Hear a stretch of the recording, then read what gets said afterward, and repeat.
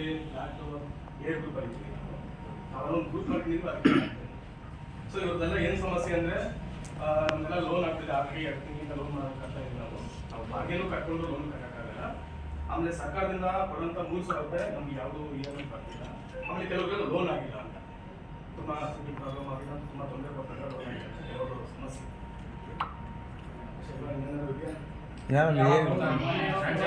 ಯಾವಾಗ ಕೊಡ್ತಾರೆ? ನಮಗೆ ತುಂಬ ಲೇಟ್ ಆದರೆ ನಾವು ಬಾಗಿಲು ಕಟ್ಕೊಂಡು ಇದು ನೋಡ್ಕೊಂಡು ಸಿವಿಲ್ ಸ್ಕೋರ್ ಇರಲ್ಲ ಲೋನ್ ಆದಾಗ. ಅದು ನಿಮಗೆ ಸಿವಿಲ್ ಸ್ಕೋರ್ ಇಲ್ಲ ಅಂದ್ರೂ ಮನೇಲಿ ಬೇರೆ ಹೆಸರು ಮಾಡ್ಕೊಳ್ಳೋಂಥ ಪ್ರೊವಿಷನ್ ಇದೆ.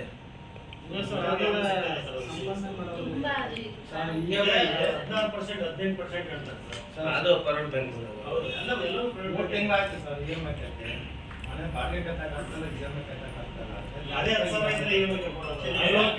ಕಾವೇರಿ ಭವನಲ್ಲಿ 10 ದಿವಸ 15 ದಿವಸ ಬಂದ್ಬಿಟ್ಟಿದ್ದಂಗೆ ಕೊಡ್ತೀವಿ ಅಂತಾರೆ. ಏನಾಯ್ತು ಅಂದರೆ ಹೆಚ್ಚು ಕಮ್ಮಿ 3 ತಿಂಗಳ ಮುಂಚೆನೇ CM ಪ್ರೋಗ್ರಾಮ್ ಮಾಡಿ ಇನಾಗ್ರೇಷನ್ ಮಾಡಬೇಕಾಗಿತ್ತು. ಬೆಂಗಳೂರಲ್ಲೇ ಬಂದಿದ್ರು, ಮಾತಾಡೋದು ನಾನು ಜೊತೆ ಹೋಗಿದ್ದೆ.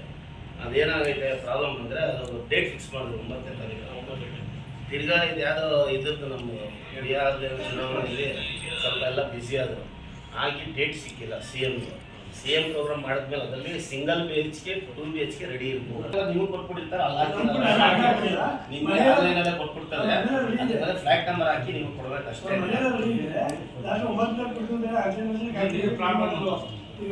ಹೇಳ್ತಾರೆ 15% ಕೊಡ್ತಾರೆ. ಆ ಬ್ಯಾಂಕಲ್ಲಿ ಲೋನ್ ಹಾಕ್ಕೊಡ್ರಿ ನೀವು, ಆಗ್ದಿದ್ದವ್ರು ಹೇಳ್ತಾ ಇದ್ದೀವಿ. ನಿಮಗೆ ಈಗ ಜಾಸ್ತಿ ಕಾಣಿಸುತ್ತೆ. ಆಮೇಲೆ ಈ ಬ್ಯಾಂಕಿಂದ ನೆಕ್ಸ್ಟ್ ನ್ಯಾಷನಲೈಸ್ ಬ್ಯಾಂಕ್ ಚೇಂಜ್ ಮಾಡಿಸ್ಬೋದು. ಯಾಕಂದರೆ ನಿಮ್ಗೆ ಲೋನ್ ಒಬ್ರು ಕೊಟ್ಟವ್ರಂದರೆ ಇದು ಟೇಕ್ ಆಫ್ ಮಾಡ್ಬೇಕಂದಾಗ ಯಾರು ಬೇಕಾದ್ರೂ ಬ್ಯಾಂಕವ್ರು ಮುಂದೆ ಬರ್ತಾರೆ. ಹೊಸ್ದಾಗಿ ನಿಮ್ಗೆ ಕೊಡಬೇಕಂದ್ರೆ ಬರಲ್ಲ. ಇದೊಂದು ದಾರಿ ಇದೆ, ನೀವೇನು ಮಾತಾಡಬಾರ್ದು. 16% ಅಂತ ಇದ್ದೇ ಇರುತ್ತೆ. 18 ಹೇಳ್ತಾರೆ, 14 ಆಗುತ್ತೆ. 14% ಯಾರು ನಿಮ್ಗೆ ಸಿವಿಲ್ ಸ್ಕೋರ್ ಇಲ್ಲ ನೀವು ಹಾಕ್ಕೊಂಡು ಮಾಡ್ಕೊಂಡಾಗ ನೀವು ಅಲ್ಲಿ ಒಂಚೂರು ಕಮಿಷನ್ ಒಂದು 4,000 ಖರ್ಚು ಕೊಡುತ್ತೆ ಮುಗಿಸ್ಕೊಡ್ರಿ. 4 ತಿಂಗಳು ಕಟ್ಟ್ರಿ. ಆಮೇಲೆ ನಿಮಗೆ ನ್ಯಾಷನಲೈಸ್ ಬ್ಯಾಂಕ್ಗಳಲ್ಲಿ ನೀವು ಅಲ್ಲಿ ಕರೆಕ್ಟಾಗಿ ಇಲ್ಲಿ ಕಟ್ಕೊಂಡು ಹೋಗಿ ಒಂದು ಕಂತು ಮಿಸ್ ಮಾಡ್ದಂಗೆ ಕಟ್ಟಿದಾಗ ಇಲ್ಲಿ ಕಟ್ತಾ ಇದ್ದೀವಿ ನಮ್ಗೆ ಇಂಟ್ರೆಸ್ಟ್ ಜಾಸ್ತಿ ಅಂತ ಹೇಳಿ ಬೇರೆ ಬ್ಯಾಂಕ್ ಟೇಕ್ ಓವರ್ ಮಾಡಿಸ್ಕೊಡ್ತೀನಿ. ಬೇಕಾದ್ರೆ ನಾನೇ ಮಾಡಿಸ್ಕೊಡ್ತೀನಿ. ಅದೆಲ್ಲ ಬೇಕಾದ್ರೂ ನಿಮ್ಮ ಅಕೌಂಟಲ್ಲಿ ಇದೆ ಅಲ್ಲೇ ಚೇಂಜ್ ಮಾಡಿಸ್ಬೋದು, ಇಲ್ಲ ಬೇರೆ ಬ್ಯಾಂಕಲ್ಲಿ ಮಾಡ್ಬೋದು. ಆ ದಾರಿ ಬಿಟ್ಟರೆ ನೀವು ಇನ್ನೇನು ಮಾಡಿದ್ರು ನೀವು ಲೋನ್ ತೊಗೊಳಕ್ಕಾಗಲ್ಲ. ನೀವು ಲೋನ್ ತೊಗೊಂಡಿಲ್ಲ, ಇಲ್ಲಿ ಕಟ್ಟಿರ್ತಿರಲ್ಲ 50,000, ಆ ಟೈಮಲ್ಲಿ ನೀವು ಇದು ಮಾಡಿಲ್ಲ 50,000 ಹೋಗುತ್ತೆ. 50,000 ಕಟ್ಟಿರ್ತಾರೆ, 1 ಲಕ್ಷ ಕಟ್ಟಿರ್ತಾರೆ. ನಮಗೆಲ್ಲ ನಾವು ಮನೆ ಕೆಲಸ ಕೊಟ್ಟು ಒಬ್ಬೊಬ್ಬರದ್ದೇ ಸಿಗೋದಿಲ್ಲ. ಒಬ್ಬರು ಲೋನ್ ಕೊಟ್ಟಿಲ್ಲ ಸರ್. 2 ಬ್ಯಾಂಕಲ್ಲಿ ಪ್ರೊಸೆಸಿಂಗ್ ಚಾರ್ಜ್ ಎಲ್ಲ ಬಂತು. ನಾವೇನೋ ಸ್ವಲ್ಪ ಫ್ರೆಂಡ್ಸ್ ಹತ್ರ ಎಲ್ಲ ಸ್ವಲ್ಪ ಈಸ್ಕೊಂಡು ಸ್ವಲ್ಪ ಅಲ್ಲಿ 1 ಲಕ್ಷ ಕಟ್ಟಿ 5 ವರ್ಷ ಆಯ್ತಲ್ವಾ ಅಂದ್ಬಿಟ್ಟು ಬಿಟ್ಟಿದ್ದೆಲ್ಲ ಸ್ವಲ್ಪ ಸಾಲಗಳು ಮಾಡಿನೇ ಕಟ್ಟಿದ್ದೀವಿ.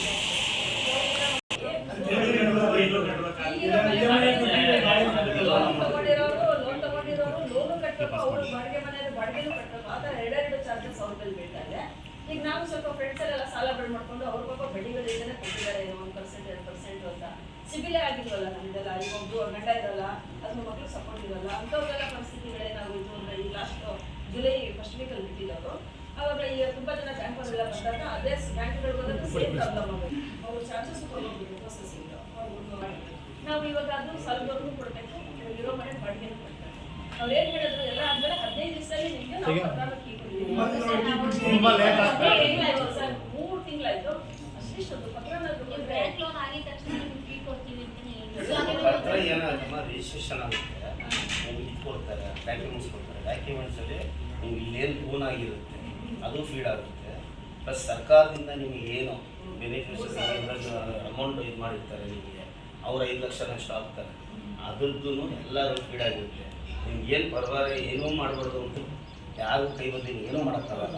ಯಾಕಂದರೆ ಪ್ರಾಬ್ಲಮ್ ಆಗ್ತಿರೋದಲ್ಲಿ ಇದು ಮಾಡ್ಕೊಳ್ತಾರೆ, ತಿರ್ಗಿ ಇನ್ನೊಂದು ಬಂದು ಕೂತ್ಕೊಳ್ತಾರೆ ಅನ್ನೋದೇ ದೊಡ್ಡ ಪ್ರಾಬ್ಲಮ್ ಇದೆ. ಇದೇನು ಸರಿ 30 ವರ್ಷ ಇವೇನು ಮಾಡ್ಬಾರ್ದು ಅನ್ನೋದೇನು ಮಾಡ್ತಾವೆ. ಈ ಸರ್ತಿ 10 ವರ್ಷ ಆಯಿತು 10-15 ಇತ್ತು. ಈಗ ಸ್ಟಾರ್ಟಿಂಗ್ ಹೇಳಿದ್ದು 7,53,000 ಇನ್ಕ್ಲೂಡ್ ಆಗುತ್ತೆ ಅಂತ ಹೇಳಿ ಈಗ ರಿಜಿಸ್ಟ್ರೇಷನ್ಗೆ 40,000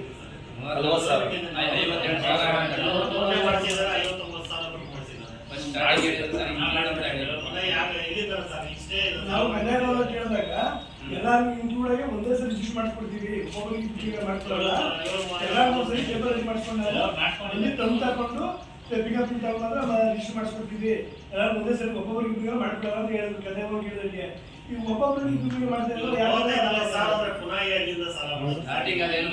ನಿಮ್ದು ಇಂಡಿವಿಜುವಲ್ ಈಗ ನೀವು ಫಾರ್ಮ್ ಹಾಕಿರ್ತೀರಾ, ಕೆಲವ್ರಿಗೆ ಬರೀ ಅಪ್ಲೈಮೆಂಟ್ ಇರುತ್ತೆ, ನೀವು ಫೀಸ್ ಅಮೌಂಟ್ ಕಟ್ಟಿಸ್ತಿಲ್ಲ, ಅವ್ರವ್ರ ಹೆಸರು ಫೋನ್ ನಂಬರ್ ಹಾಕ್ಬಿಟ್ಟು ಫಾರ್ಮ್ ಒಂದು ಜೆರಾಕ್ಸ್ ಹಾಕ್ಬಿಟ್ಟು ನಿಮ್ಮ ಫೋನ್ ನಂಬರ್ ಕೊಡ್ಬಿಟ್ಟು ನಿಂತೊಂದು ಅದಕ್ಕೆ ಆಧಾರ್ ಕಾರ್ಡ್ ಯಾರ ಹೆಸರಲ್ಲಿ ಹಾಕಿರ್ತಾರೆ ಅದಕ್ಕೆ ಪಿನ್ ಮಾಡಿಬಿಟ್ಟು ಇಂಡಿವಿಜುವಲ್ ಆಗಿ ನನ್ನ ಕೈ ಕೊಟ್ಟರೆ ನಾನೇನು ಮಾಡ್ತಾನೆ ಎಲ್ಲರಿಗೂ ಕರ್ಕೊಂಡೋಗಿ ಇದು ಮಾಡೋಕ್ಕಾಗಲ್ಲ. ಜಮೀನವ್ರ ಹತ್ರ ಹೋಗ್ತೀನಿ, ಡೈರೆಕ್ಟಾಗಿ ಕೂತ್ಕೊಂಡು ಸಮಸ್ಯೆ ಏನಿದೆ ಮಾತಾಡಿ, ಇದು ರಿಜಿಸ್ಟ್ರೇಷನ್ ಫೀಸ್ನ ಏನು ಮಾಡ್ಬೋದು ಅನ್ನೋದು ಒಂದು ಪಾಯಿಂಟ್.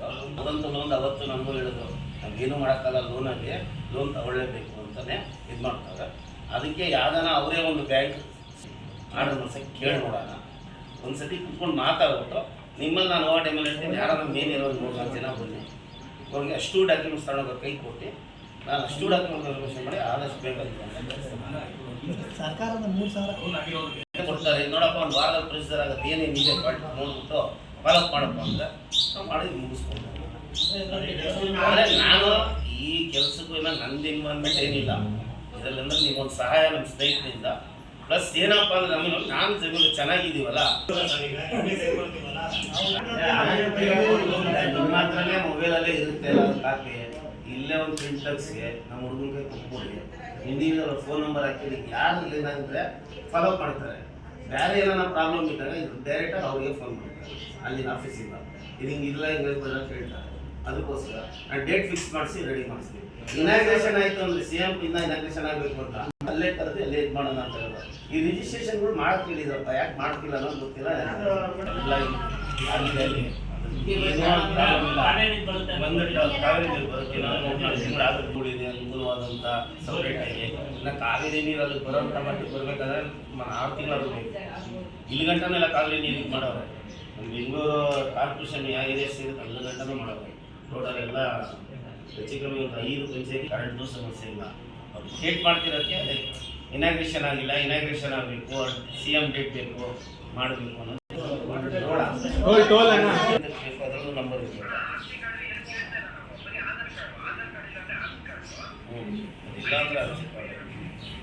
ಇಲ್ಲ ಎಲ್ಲ ಸಿಟಿ पूरा क्या पेमेंट बंदी भाड़ा भी बंदी फी ए भी बंद बैंक डब्बी ओके ओके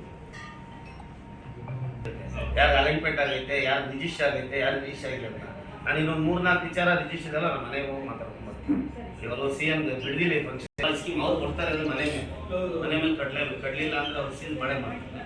ಆ ರೀತಿ ಕಟ್ಟಲೇಬೇಕು. ಮೇನು ಇದ್ರ ಲೆಕ್ಕಾಚಾರವಾಗಿ ಕಟ್ಬಿಟ್ಟಿದ್ದೀರಾ, ನಿಮ್ಗೆ ಆಗೈತೆ, ರಿಜಿಸ್ಟ್ರೇಷನ್ ಆಗುತ್ತೆ, ಮಾಡ್ಕೊಳ್ತೀರಾ, ಮನೆ 1 ತಿಂಗಳು ಲೇಟ್ ಆಗೋದು ಮನೆ ಕೊಟ್ಟೇ ಕೊಡ್ತಾರೆ, ಮನೆ ಕೊಡೋಲ್ಲ ಅನ್ನೋ ಮಾತಿಲ್ಲ. ಮಾತ್ರ ಏನು ಸಮಸ್ಯೆ ಇದೆ, ರಿಜಿಸ್ಟ್ರೇಷನ್ 45-50 ಸಾವಿರ ಕಟ್ಟೋ ಜಾಗದಲ್ಲಿ 15 ಸಾವಿರ ಕಟ್ಟಂಗಾದಾಗ ನಿಮ್ಗೆ ಉಳಿತಾಯ ಆಗುತ್ತೆ. ಆ ಮಾತಾಡ್ತೀರಾ, ಈಗ ಲೋನ್ ಕೊಡ್ತೀರಾ ಅಂತ ಅದಕ್ಕೆ ಏನು ಡೈರೆಕ್ಷನ್ ಮಾಡಿದ್ರೆ ಆ ಥರ. ಇದು ಪಾರ್ಕಿಂಗ್ ಬಗ್ಗೆ ಏನಿದೆ, ಮೇಂಟೆನೆನ್ಸ್ ಎಷ್ಟು ವರ್ಷ ನೀವು ಮಾಡಿ ಕೊಡ್ತೀರಾ, ನಾವು 10 ಗಂಟೆಗೆ ಬರ್ತೀವಿ ಅಂತ ಹೋದೋ